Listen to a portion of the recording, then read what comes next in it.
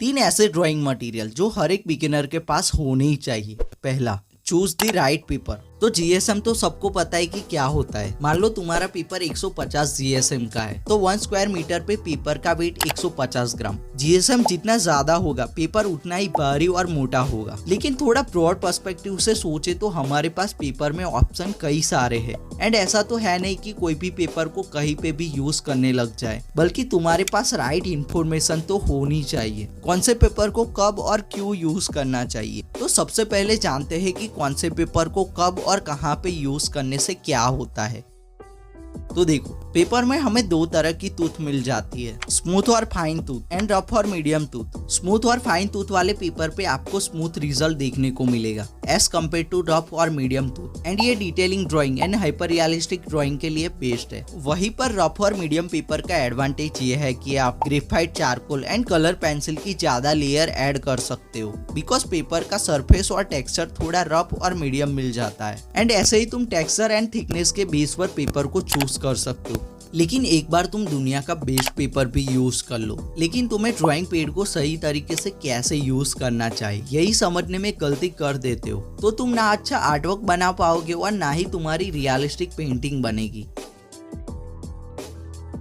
कई केस में पेपर थोड़े थिकर होती है, तो उसको होल्ड करना और संभालना मुश्किल हो जाता है। एंड हम कभी नहीं चाहेंगे कि पेपर डैमेज हो या उसके ऊपर किसी भी तरह की सिकन या रिंकल क्रिएट हो या पेपर खराब हो या पेपर की फेस खराब हो। So that's reason I am use drawing pad. तो एक अच्छा ड्राइंग पैड जरूर ले लेना। लेकिन अगर आप इजीली अफोर्ड नहीं कर सकते हो तो पीछे बुक या कुछ भी रखकर ड्राइंग कर सकते हो, लेकिन ट्राई करो कि वो थोड़ा स्मूथ हो, बिकॉज सरफेस अगर रफ होगी तो उसका ओवरऑल इंप्रेशन ड्राइंग पे क्रिएट होगा। सो जबरदस्त स्मूथ और पॉलिश आर्टवर्क बनाने के लिए जितना इंपॉर्टेंट पेपर है उतना ही इंपॉर्टेंट ड्राइंग पैड है। लेकिन टूल नंबर 3 की बात करूं, जो आर्ट को लेकर तुम्हारा दिमाग खोलकर रख देगा। कम टाइम में स्पीड के साथ एक्यूरेसी बढ़ाने के लिए स्केल का यूज करो।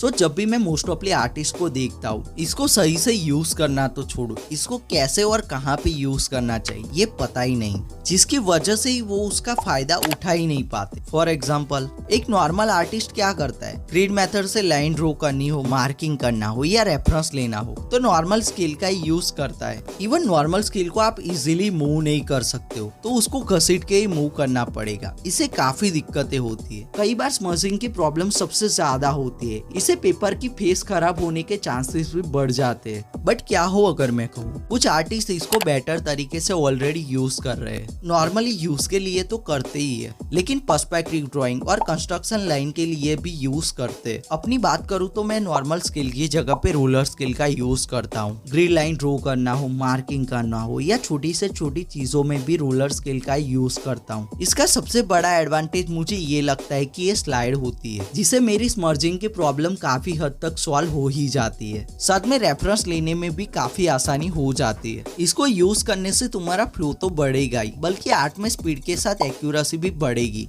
एंड एक प्रो टिप, ट्रांसपेरेंट स्केल का यूज करो। इसे ड्राइंग को देखने का व्यू ब्लॉक नहीं होगा। लेकिन स्टिल तुम्हें समझ में नहीं आ रहा है कि एक रियलिस्टिक पेंटिंग बनाने के लिए इन मटेरियल से शेडिंग कैसे करें। अब ये जानना है तो राइट वाली वीडियोस को क्लिक करो। बाकी ड्राइंग मटेरियल के बारे में और इन्फॉर्मेशन चाहिए तो लेफ्ट वाली वीडियोस को देख लो।